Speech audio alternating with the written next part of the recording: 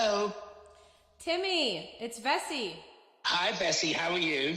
I'm doing well. How are you doing? I'm very excited. I'm on your show. I'm so excited you're on my show too. And Where are you? Where are you calling me from? I'm calling you from my studio. I live in Chicago. How brilliant. And I'm in sunny Ramsgate, UK. Yes, I am very jealous. You mentioned the beach a few times, and I really wish that I could soak up some sun as well. I love the film, by the way, and the West End show, Chicago. I actually have not seen that. And there's so much I want to say to you. I want to give a big up first to Richard Selwyn Barnett for introducing us. I'm just so happy that he did, and I'm so grateful that you're here on the show. And just thank you so much for coming. And I'm really excited because yesterday I listened to the Right Buzz radio show because they reached out and they said, you know, we interviewed Tim Clark 3 years ago, and you should check out his episode. So I listened to the whole thing. I was taking notes like crazy. I mean, I've got like 10 pages of notes here, and I was so happy to hear your energy about the business of show business. Lovely. And how that's fantastic. And how that's kind of missing, except it's on your show, Timmy's World. So without further ado, I'd like to welcome you to the Music Train, Season 2, Episode 5. My beautiful guest, legendary Tim Clark of Timmy's World. Thank you so much for being here today with us. It's my pleasure, and thank you to Wayne and Nicole from the Buzz Radio, because they're very much like us. Richard as well, you know, we're all so enthusiastic about show business, you know, because in this world we live in today, you know, there's so much doom and there's so much gloom if you listen to the news. And all we're trying to do is just hopefully entertain people and keep it all vibrant, you know, like you. You know, we were WhatsApping last night, and every time you WhatsApp me, you started breaking into a song. And that's lovely. It's almost like we're living in a musical world, you know, and it's great. We need it. We need it. We do. Bessie, we do, Tim. So Timmy or Tim, what shall I call you? Because I know you say Tim Clark. You can call me Timmy because my TV show, your viewers can tune into YouTube, Timmy's World TV. We've been signed by Hat Trick Television Productions, who are absolutely the gods of TV, and we're so thrilled. My director-producer Julie Forsyth and I, you know, we started filming Timmy's World 5 years ago on a phone, and then it went to ITV. They held on for it for about a year and a half. Then it went to ITV2. Amazing. And then we had a great meeting with a fantastic woman called Siobhan Green, and she says, I'm going to slot this show in between Coronation Street, which is the biggest soap in the UK. And I was thinking, oh my God, I need my asthma spray. You know, this is just too much. And then guess what happened? What? COVID. Oh. COVID. We had over 2.5 years of radio silence, and it all just went stagnant. We should write a song about that. That's sad. COVID, what have you done to me? COVID, why don't you set me free? How's that? I know. I mean, I really do believe it could be a Broadway musical. I'm always thinking in Broadway musical terms, and I don't know why that is. Maybe in high school I was in a few plays, never the lead, but I love to sing and dance, and that's kind of how I grew up, entertaining my parents, who worked a lot of jobs to take care of 5 kids. So at the end of our dinners, we'd always like dress up and do theater, and they loved it, and we'd go crazy. Yeah. But anyway, back to you and stage school. May I share a little bit of what I heard from the interview and just maybe... Yes. All right, so... You do some talking, darling, because I'm like my mum. I don't stop. So you do some talking, Bessie. He's like his mom, she doesn't stop. And then his pop, he knows what's up. Hardworking man. Okay, so your father, hardworking man who gave you the giggles. He allowed humor to be well and alive in your house, and although not an actor per se, I got that from the interview. Yes, no, my dad unfortunately passed away a year ago. I'm so sorry. And my dad was the butchest, straightest man in the world. I mean, he looked like he could kill you, and he was such a man, smoking and drinking, but he was obsessed with Shirley Bassey and show business. And this is what's in Timmy's World, because, you know, I I used to go to my mum and dad's house, and my dad would be drinking. You know, he was a big drinker, because that's what they did in those days. And I would open the lounge door at 11 o'clock at night, and he's miming to Shirley Bassey. And I actually thought, this is not my fault. It's not my fault how I've turned out. It's because it's in the genes, you know.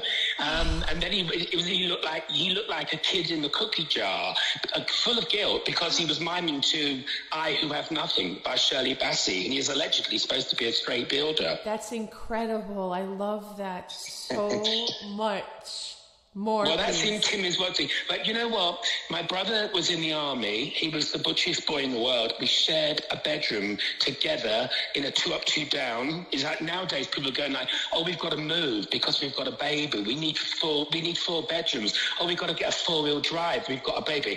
We were pushed around in a pram, you know, and we shared a bedroom we shared a bedroom. I get all that. Our lives. My brother left that family home to join the army, and I left to go and do pantomime.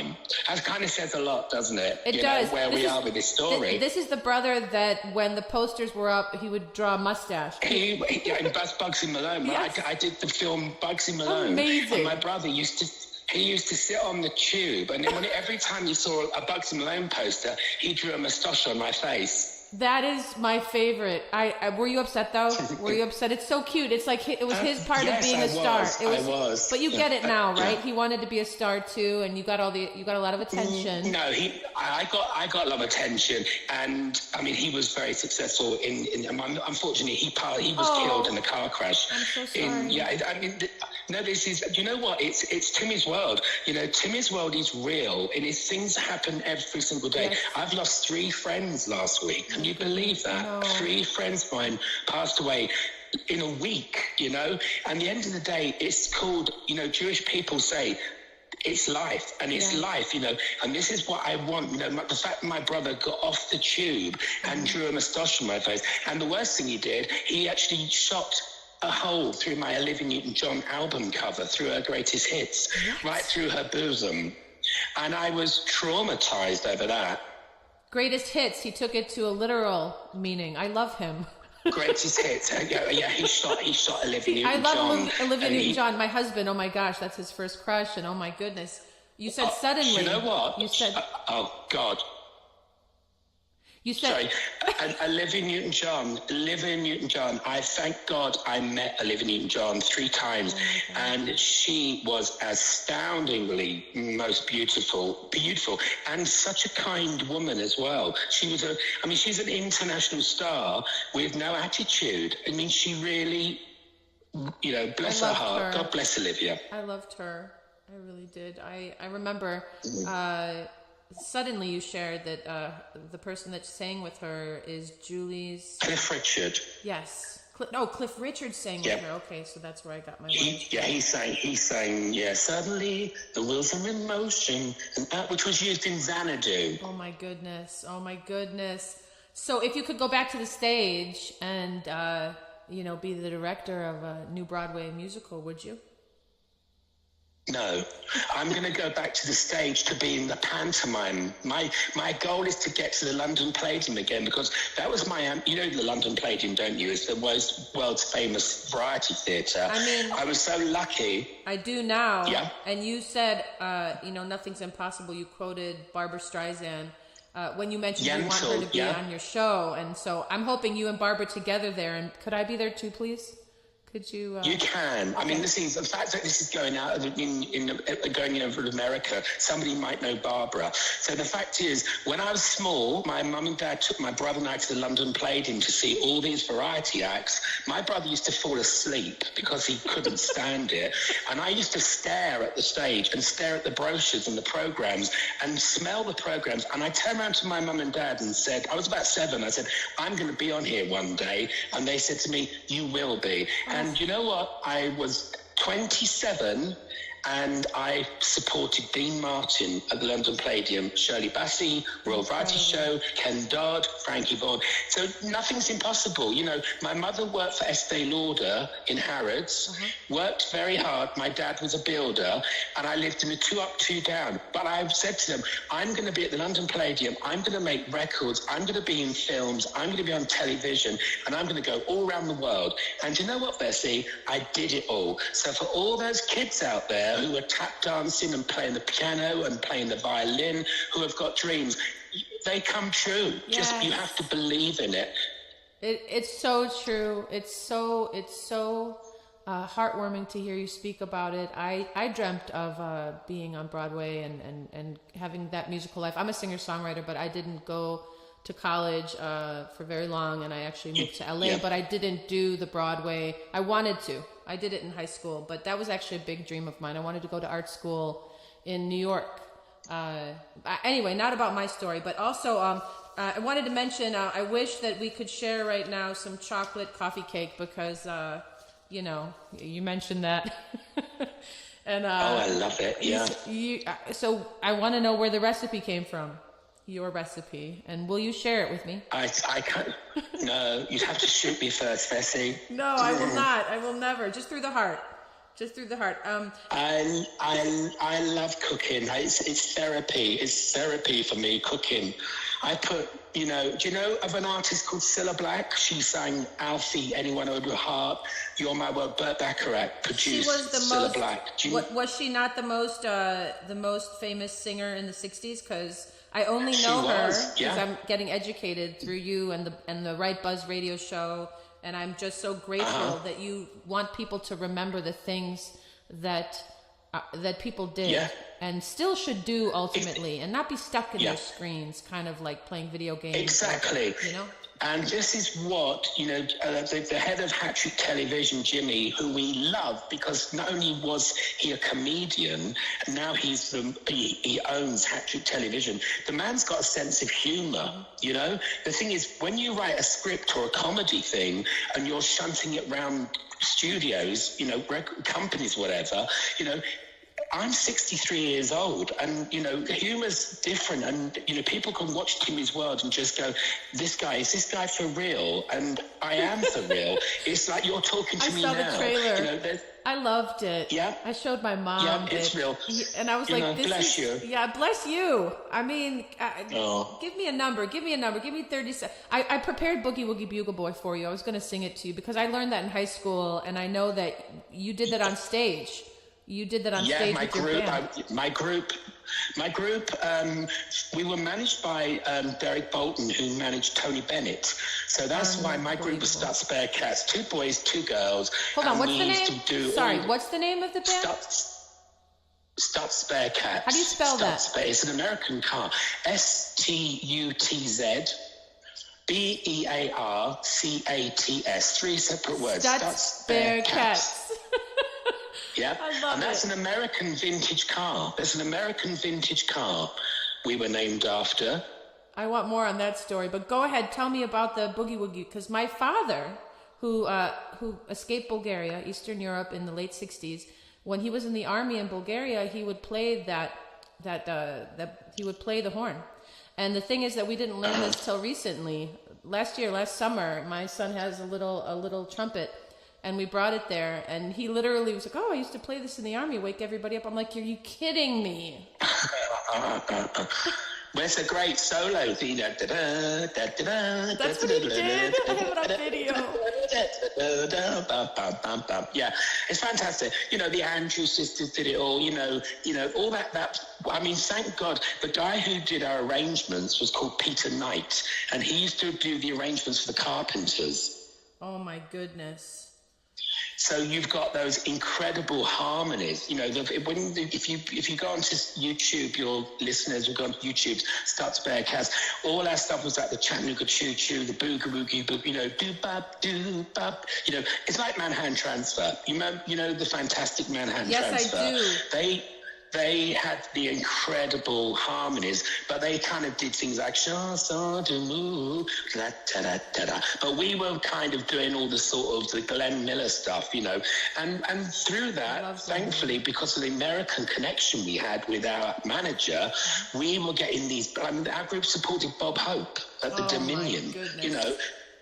They're big names, you know, Dean Martin, Bob Hope, you know, and this is why I mean, Timmy's World, you know, what's lovely about it is I talk about what I did, the people I work with, you know, Top of the Pops, the TV pop show, Top of the Pops, do you see now I do, reruns thank of that you. ever? Thank you, now I do, and now, now so does our audience. Everybody, are you hearing this? There is a legend here, and we're so grateful again. Bless you, man. Bless you, man. So basically, Top of the Pops, I was assistant choreographer to Flick Colby on Top of the Pops for 3 years.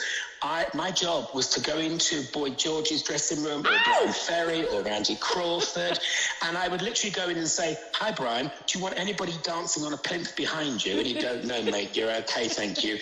And then I did the warm-up for the audience. You know, they'd let them all in. I'd go, "Hi, everybody, welcome to Top of the Pops." And then I put myself on every single link with the DJ. So I was on television every Thursday for 3 years. Best job I ever had. I met Paul McCartney. I met everybody, Adam and the Ants, David Bowie, you know, I met every single pop star, and I'm starstruck. I went into the business because they probably, if you were too starstruck, that probably wouldn't work. I bet you were. I have this feeling, Timmy. Tell me if I'm right. You're the star. You've always been the star. You shine so bright, and you give people energy. You give people because you're like, you have it. You're lit, as they say in this day and age. You're lit. You're a star. That's a very lovely compliment. But you know what? I remember being at Top of the Pops and Randy Crawford was on, and most people, everybody mind on those kind of shows. But Randy Crawford said, "No, I want to sing it live." So they gave her a handheld mic with a wire, you know, a cable, and she stood there and she sang, "You might need somebody, you might need somebody too, you might need somebody." And when she finished, I just looked at her and I said, "I bought your album on Saturday in Woolworths." And she went, "Get out of town." I went, "I'm telling you now." I said, "And my favourite song is," "Do you know what my favourite song is, Randy?" She went, "What?" I went, "You Bring the Sun Out." And she got my hand and she sang, "You bring the sun out, you bring my life out." She sang the whole song, and I went as red as a London bus. I was, the whole studio was staring at me and Randy Crawford, and she got a round of applause. She was gorgeous. I tell you who else I really liked, Lionel Richie. Yeah, Lionel Richie. He was so lovely. I found the bigger the star, the nicer they were. Yeah. Oh, I love Lionel Richie. Hello, is it me you're looking for? I know. Really, really nice man. And I remember he in rehearsals, he was sitting, like, playing the piano. I can't remember the song he sang. And then he shot a look over and his eyes widened. His wife came in with about 14 Harrods bags and 14 Mason carrot bags, thinking, "My God, I'm sitting there working and she's spending all my money." You know, one of those. Oh, you caught that, huh? And she walked right in. No, she was lovely. She was lovely. But I just thought, well, God, I'd like to be Mrs. Lionel Richie. Hey, running around Harrods coming out. I want to be Mrs. Timmy Clark, but no, my husband, he would love you too, though, honestly. I mean, yeah, well, that would be a miracle, darling. That'd be, as Barry Manilow would say, "It's a miracle if you married me, darling." I'll tell you that now. There's another title there. It's a miracle. It's a miracle the way it used to be. There is. Yeah. The vinyl and CDs, cassettes. Anyway, why did you throw away? Bessie. You got a lovely Bessie. Thank you. Why did you throw away your vinyl? I know, isn't it awful? I wish I knew now. The fact is, I grew up with vinyl albums and singles and everything, and then they introduced cassettes, which I really loved. I loved cassettes because you could get in the car, take the cassette out, throw it on the floor. You can't do that with CD because they get chipped and rubbish. How many do you have? The vinyls. How many cassettes do you have? CDs. Cassettes. And how many cassettes? Yeah. I threw them away as well. Oh. I threw most of those away as well. And my vinyls, I went down the skip with my dad, and I literally threw all my others away. What is that? What's the skip? The skip is a rubbish dump. I went down the dump, and you go in, and you literally throw everything away. So unfortunately, I kept my Barbra Streisand albums, to be honest. I kept all my Barbra Streisand albums and my Cilla Black albums, because Cilla Black, as you know, you said Cilla Black was the biggest female singer of the 60s. I only and you know had that Dusty Springfield. I'm telling you that I gotta go listen to Cilla Black now. I gotta go on iTunes. Listen, forward to it. You know what? She was discovered by John Lennon and the Beatles. Brian Epstein discovered Cilla Black. So Cilla Black was the first big singer from Liverpool after the Beatles.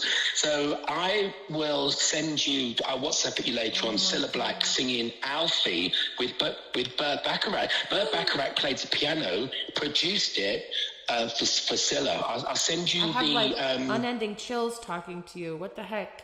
This is like I got chills, they're multiplying, and I'm losing control. Yeah. It's great. You're supplying. That's just a plan. So this is it, darling. We need to get you on Timmy's World as I well. wanna So be we can on do it. this on Timmy's Badly. World. Can I sing you Boogie Woogie?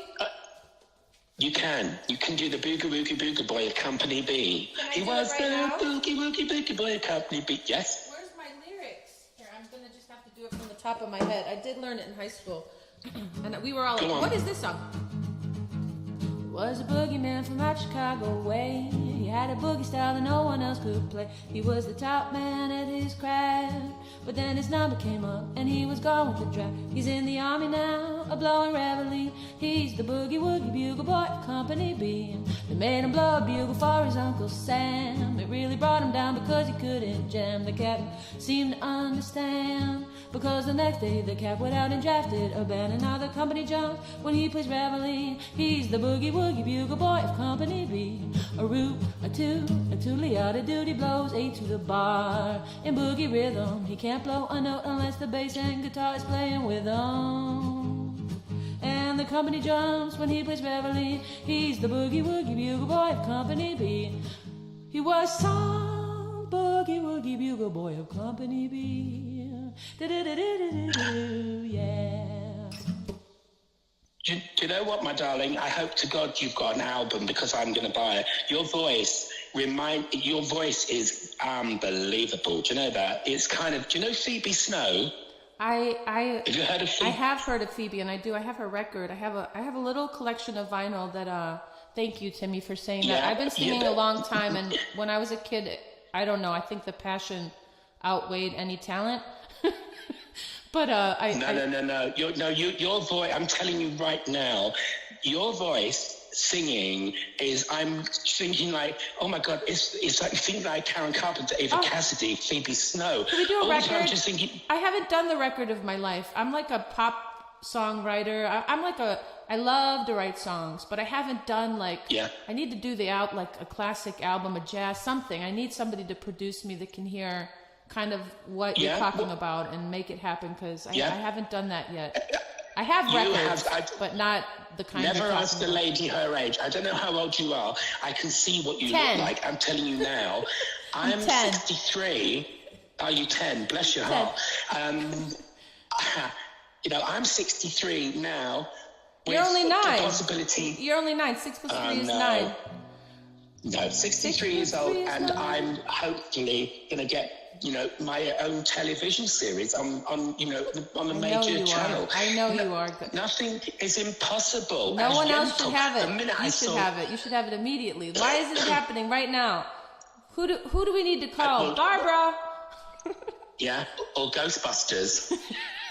Who are you going to call? Ghostbusters, Hey, my brother owned... Nothing's impossible. Nothing's impossible. You need to bring an album out of songs, either cover songs so that it breaks you. If it breaks you easier. If you're singing "At last my love has come along," da da da da da da. Can you pick the songs? Pick the songs I should learn, and I'll do it. I can record it here, and I'll send you the songs. I'll just send you the demo of the record. And then we'll get you a record deal, darling. And you come on Timmy's World. And when you were singing the Boogie Boogie, I was dying to join in and do it, and when I can do backing vocals for you. Okay. I cannot wait. I wanted you to. I just let's do it again. I didn't want to be. No, I wanted to hear your voice. I loved listening to your voice. I'm telling you right now. You know what? You can have the best voice in the world, but I always feel if you can't make somebody feel the lyric and believe what you're singing, it's like Bette Midler. You know, I've seen Bette Midler live. She hasn't got the greatest voice in the world, and that's no disrespect to her. You know, when you listen to Bette Midler, but when she sings a song, she can make you cry. She can make you laugh. You believe every word she says. You know. Yeah, I love Bette Midler.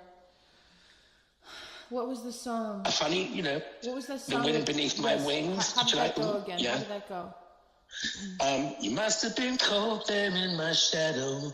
Never have sunlight in your face. You were content to make me shine. You always walked a step behind. Did you ever know that you're my hero? I can't sing at the moment because I got sinusitis, tinnitus, and a bent septum in my nose. Oh no! Apart from that, I'm all right. All right. Okay. Well, I hope that you heal perfectly back to how you felt before all that happened. Yeah, COVID, man. 3 years. What the heck, man? Ugh, threw me down. I tried to go back to school. A doctor wouldn't see me. Say again? I couldn't see a doctor for 2 years, and they kept prescribing me antibiotics, nose sprays, putting my head over a bowl of boiling hot water, and eardrops. But the fact is, I have a deviated septum, which basically means my nose has been put out. So my sinuses are full, so I think I've got to have a little major operation to get it sorted out. I had a friend who had the deviated septum, and she had an operation done, and she was much better afterwards. Yeah, you'll be alive. Yeah, I need that. What a relief. I hope that can happen soon for you. Well, when somebody said to me, I've got a deviated septum, I thought it was a place in Greece at first. I've never heard of it. I just thought, what the hell is that? Deviated septum, you know.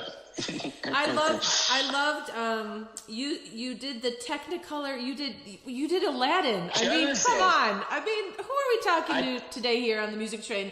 We're talking to Timmy Clark of Timmy's World, and if you do not know who this is, shame on you. You need to find out immediately. Yeah. And Timmy's World is on YouTube.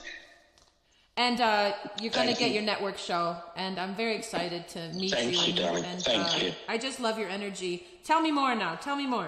7 people away from everybody, but you're 2 people away. Bless you. Well, you came from a big family. It was my brother and I. My mum and dad, you know, from the age of 5 years old, I was just singing into a hairbrush. And I used to stand in my bedroom, and I had a Sony music center with 2 speakers. And I used to sing to the camera. I called them my cameras. So one speaker was camera 1, the other speaker was camera 2. And I was desperate to go to stage school, but my mum and dad couldn't afford me. And Phil Collins, the singer from Genesis, his mother, June Collins, ran a famous stage school. And it was only because my junior school, my drama teacher said, you have to send him to stage school. And my mum and dad said, we can't afford it. So bless her, she made a phone call to Barbara Speak, the stage school. And I had an interview, and I was there for 2 weeks. And in the second week I was there, I auditioned for Andrew Lloyd Webber and Tim Rice. And I got in Joseph in the Amazing Talent of Dreamcoat in the West End. And I never stopped working. I did commercials, I did modeling, I did voiceovers. When you got that? 13. Oh my God. 13. What an amazing ride. Yeah.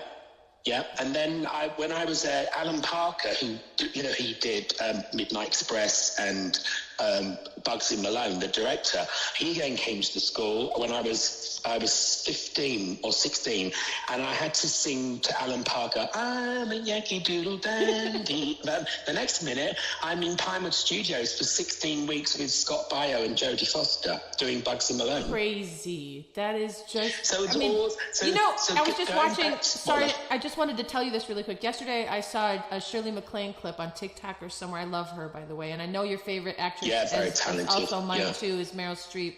I love Meryl Streep too. And Shirley MacLaine, my but favorite actress. she mentioned about how there's no coincidences. And she said if people only like paid attention, that they're constantly happening and that we're all really connected in that way.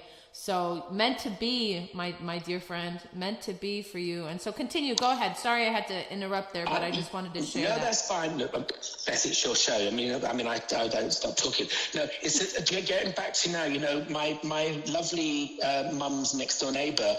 She has a daughter called Katie Fitzgerald. She did a drama school. She was at drama school, and I went to see her do 42nd Street, and I didn't even know she could sing and dance, and it brought a tear to my eye. And I just thought, there's nothing like talent, you know. This was in a place called Sidcup in Kent, in a school drama, but the fact is they had a live band, they had lighting, and they had Paul Robinson, who was in the West End in 42nd Street, directing and choreographing it. The minute the lights went down and that talent came out, I've been to Broadway. I've seen Broadway shows. I've seen a million West End shows.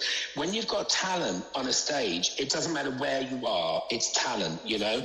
And I just don't want these kids to get disheartened because, you know, there's no variety on TV anymore. There's nowhere for these kids to go, you know? There's, you know, the big summer shows in the UK have kind of stopped now, and the variety shows have stopped. You know, there's not an awful lot of things these people can do. Well, right now with the way that the technological, I'm so glad you mentioned her name again. What is her name? This girl, this actress and singer. Her name's Katie Fitzgerald, and she's just 21. She's beautiful. She sings, she acts, she dances, and I'm. You know, I've got one of my best friends, Hilary O'Neill, is a manager, and I just made a phone call and I said, do you know what, darling, if you want to make some money, sign her up, because this girl is talented. Like Shirley MacLaine, I saw Shirley MacLaine at the Dominion Theatre, you know, and she sat on a stool. She could dance, she could sing, she could act, and she could tell funny stories. And that's what it's all about. We want to be entertained. Yeah, we need to feel how we're entertaining. Connected. Exactly. The 200 people you mentioned in the Right Buzz interview, when you said, when you can make 250 people laugh, like you have something, you know, and then, you know, the show host said, or one person laughed, but I don't know if they got what you were saying. I totally got what you were saying. It really is. Yeah. It has to end where people don't acknowledge each other's abilities. That has to end. Because I think so often it's like, oh, I can do that, or I've seen it before.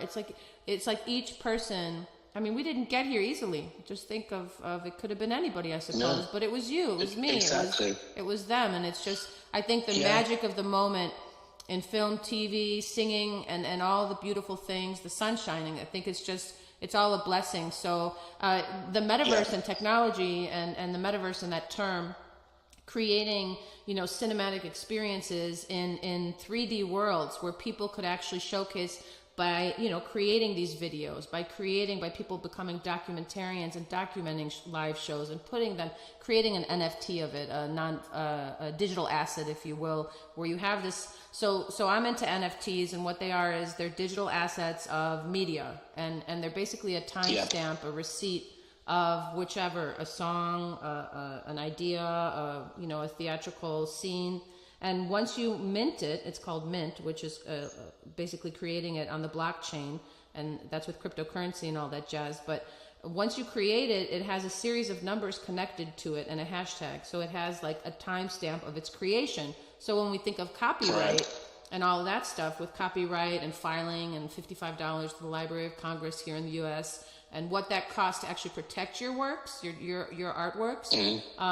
Digital assets, when you create them, when you mint them, they're automatically there. So I'm thinking of how much media you must have that is not yet digitized. You probably have a ton.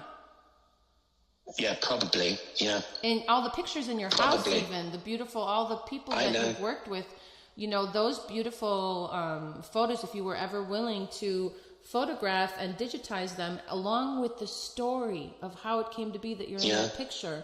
What a beautiful legacy to leave for people. So that's why I love NFTs. You know, digital assets, but some people think they're not ethical, but for me, they're empowering. I know how to make them. I know how to teach people to make them, and they leave a story behind. And you know, if one day it's all gone and there's nothing, well then there's nothing, and it was nice while it lasted. Yeah, there'll be the beach. There'll be the beach there. I always think of that, you know, when I walk on the beach every day where I live. I'm very fortunate to live where I live. I come out of my front door and I've got the sea, and I never lose that feeling of like, oh my God, this is just amazing, you know. And I walk down the beach and I see the sea and I just think, God, that will always be there. We won't, but I always think everybody in heaven is out at sea. I look up at the sky and I think they're all up there. That's where I think they all are. Yeah, they never go. I agree with you. I don't think it ever leaves. And if people pay attention to I share the same birthday as Judy Garland, June 10th, but I think, and the reason why I say it is just because she was outstanding, and I feel very connected to Judy Garland for some reason, but I love her. But my point is that the energy, and that's the thing about the entertainment industry and show business, real show business. Like my friend who passed away, his name was Skip E. Lowe. He was a showman. He wrote a book called The Boy with the Betty Grable Legs. He did movies. He did all sorts of things. He was a book author, and he had a show in Beverly Hills at Cafe de Roma where they brought in like cruise ship stars and entertainers, like really like dressed to the nines, like this is showtime here. And I sang there a few times, and he had a show called Let's Look at Hollywood, a look at Hollywood, like since the 50s on PBS. Yeah, he sounds great. He sounds great. I'll tell you that right now. I bet he was amazing. He was so beautiful. Yeah, bless him. He had like... he sounds amazing. He sounds amazing. But I mean, I wish I could introduce you to him, but at least if I can get in touch with whoever has his estate or is in charge of it, like he interviewed everybody, like in old Hollywood. And what's happening with those? Fantastic. You know, what's happening with those? They should be on your show. Those, you know, you could be like... You know, exactly. We've got millions of stories, you know, and it's like, you know, I know we have to move on and do new things, which we can do, but there's a history there. You know, people go to school. We have to learn about, you know, Henry VIII. We have to learn about Joan of Arc. You know, people need to learn about all these people that, you know, it's like Judy Garland, all these really major stars, Barbara Streisand.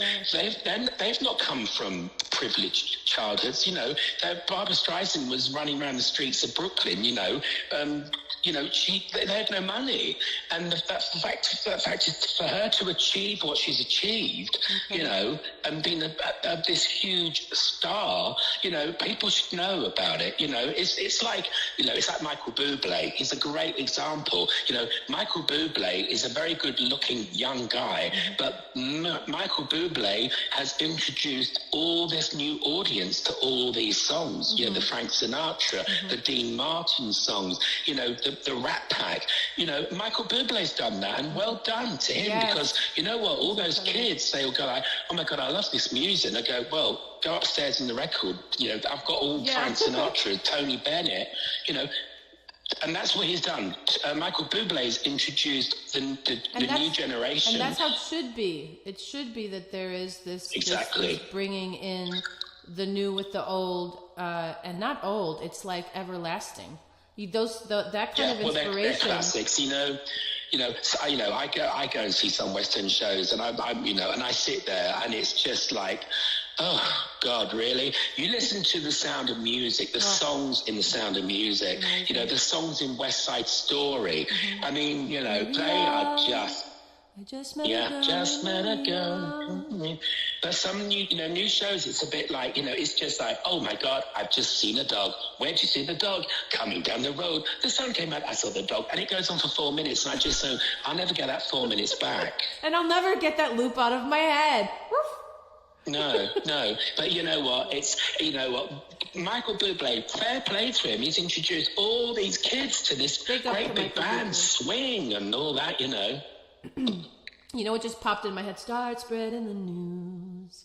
I'm leaving today. New York. I wish my brother, when he played in West Side Story, when he played Tony in 8th grade or 7th grade, when we all saw it, we went to see it, and when we did, the voice that came out of my brother, I've never heard it again, and it made me cry. And what he ended up doing was becoming a union electrician, and he's an amazing guitar player, but he's had kind of a rocky road. And I feel like if only he could have been put in, you know, in theater school, musical school, stage school, as you call it in the UK. If only, like, you know, I just, because he's so shy, he won't sing. He'll play the guitar. That's his singing. But really beautiful, beautiful artist. Gosh, I want to introduce you to my whole family. My mother started a gallery in 1992 called Woman Made, which served as a senior thesis after going back to college. After she had 5 kids, she opened up Woman Made it was a pop-up gallery, was what it was supposed to be, and all the women and men didn't want it to end. So now it's been over 30 years that it's the longest feminist gallery in Chicago, womanmade.org. But I want you to check that out, and I think my mother would absolutely love you. And you would love her too. She sounds great. You obviously come from a very talented family, you know. So there you go. It's very it's exciting, you know. It's exciting. And Richard, as our lovely Richard's he's so enthusiastic, and you know, he helps people. You know, he's been great with me with Timmy's World, and you know, Timmy's World was entered for the Edinburgh Festival. Wow. It was also entered for the Ramsgate International Festival. So we had to go to the cinema in Ramsgate, and it was 250 people, and it was amazing to, you know, as you say, if I said something funny, if you have a dinner party and you've got 4 people here, if I say something funny, then 3 people laugh. Yeah. But what I found quite overwhelming was when I was in the cinema with 250 people and I'm on the screen saying something funny and 250 people, it is almost like, oh my God, it's almost like having a great big piece of chocolate cake ice cream. It was amazing. I love you. I don't want you to leave. Your heart, darling. Don't leave me. Please don't go. I won't leave you. You can always WhatsApp me, darling. We're friends now. I want to live right. I want to be your neighbor, though. You don't understand. Like, I need you, like, right by my side. Well, thank God for technology. You know, yes. When I've had a shave and I make myself presentable, we can do a face thing on WhatsApp. You know, and we can see each other and talk. You know. Yes, that would be lovely. At the moment, don't look too good. I look too good at the moment. I've been on the beach and my hair's a bit beachy. I have to beg to differ there. I saw the video of the piano, beautiful piano you played. Thank you for sending me that. Can I share a little bit of that on the show and just say? You can, of course, you can. You can. All right. Well, before I came off the beach, and I just thought I've got to get myself all psyched up now for my radio show with Essie, and I just sat at the piano and played a little bit of Barry Manilow, who I love. I love Barry Manilow. What was that song called? I was going to even now. And you're beautiful, by the way, because you did show your little face with your salt and pepper hair, and you're a beautiful man. And my little beard. Bless your heart. I've thoroughly enjoyed this, and because I'm not very technological, whatever the word is. When this goes out, can you WhatsApp me? Yes, can you WhatsApp me the interview? Yes, I will. You're a good girl. I will. So are you. I love you. Thank you to all your listeners. I hope you've liked listening to me, your viewers. Thank you, Vessi. Thank you, Richard. Timmy. And I'll see you soon. Such a joy. See you soon. Mwah. Bye. Bye, darling. Bye. Bye, love. That was amazing.